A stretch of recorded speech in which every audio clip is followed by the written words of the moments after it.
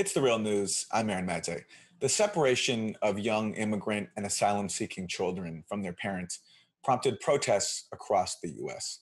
And when President Trump responded with an executive order to end family separation, he declared that the problem has been solved. So we're going to have strong, very strong borders, but we're going to keep the families together.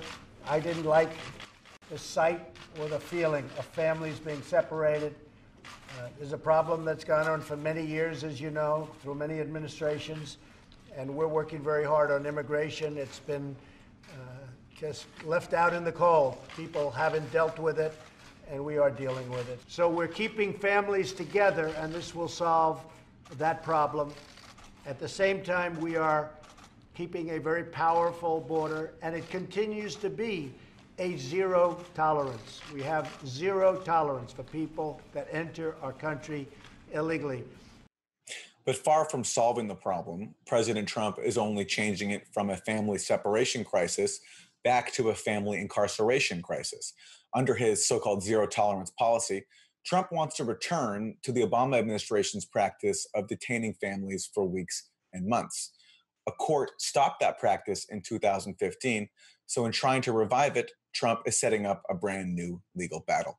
Joining me are two guests. Juliane Hing is immigration correspondent for The Nation magazine, and Denise is a researcher for refugee and migrant rights at Amnesty International. Welcome to you both. Denise, I'll start with you.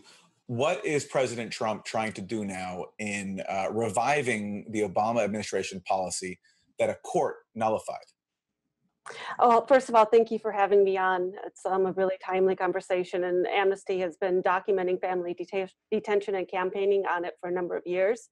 Right now, what we're seeing is a resurgence in enforcement of the Obama policy of family detention.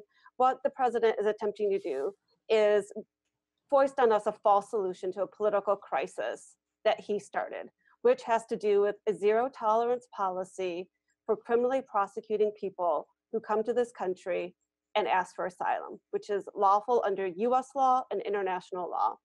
The solution is not to detain families, and it's not to lock them up. It's to give them fair and humane access to asylum. And so what he's trying to do is basically undermine that very asylum system.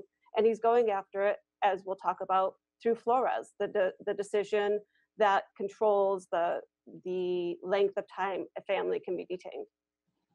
Right. So Flores, that decision meant that the government can only hold people for up to 20 days until they have to be released. And so Trump is going to try to challenge that in court. So Juliane Hing, if you could pick it up here, what does that mean? And also, meanwhile, as I understand it, he'll be holding people even on military bases. That's right. I mean, the thing I would clarify about Flores is, people have been throwing around this 20-day figure a lot, but if you really take a minute to read the agreement, what it calls for is that children should be held for the least amount of time possible and should be reunited with, in descending order, starting with the parent or an immediate family member, a guardian, as soon as possible. And so 20 days was actually cited as somewhere on the outer range of what should be acceptable. And for children who are held, while they're held, they should be held in the least restrictive setting, so not in cages. They should have access to healthcare, education, meals, beds. The images and reports that have trickled out from the centers where children are being held show that this is not how children are being treated at all. And so what Donald Trump announced in this executive order, which supposedly reversed this policy of family separation, was his intention to dismantle this landmark agreement, which has formed the bedrock of protecting of upholding child welfare standards for children whose whose parents are going through the immigration system or who themselves are going through the immigration system. And so what actually, the day after this executive order was signed, the Department of Justice petitioned a court, a judge named Dolly G in California, to ask her to revisit the standards of Flores. And that is troubling in so many ways, because these are very, very baseline standards, and the Trump administration would like more latitude so that the standards for how children must be treated when they're held are lower, and also so that they have the ability to hold children and families together longer. And what we're seeing, as you pointed out, is that the other part of the executive order calls for any federal agency, including the Department of Defense, including which means military bases, or the Bureau of Prisons, which means the federal prison system, to make facilities available. Which means that the Trump administration, for all the press they received this week about supposedly reversing this decision, actually intends to, in the New York Times report, I believe it was the New York Times this week, reported that they would like military bases to be able to hold up to 20,000 people. And so it's very clear that the Trump administration has actually very clear intentions to continue this practice.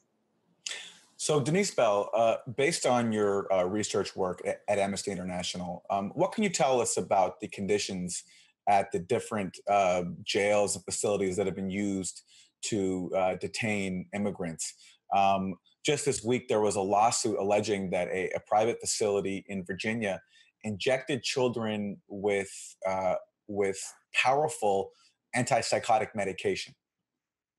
No, and I saw that report. We've not investigated it, but I was very troubled by that report. What Amnesty and other organizations have documented and have campaigned around is how family detention is never humane. It's never in the best interest of a child. The UN is very clear about it. International human rights law is very clear about it. A child should never be detained. And even when under Flores, for example, or other child welfare standards, you try to make it okay, it is not.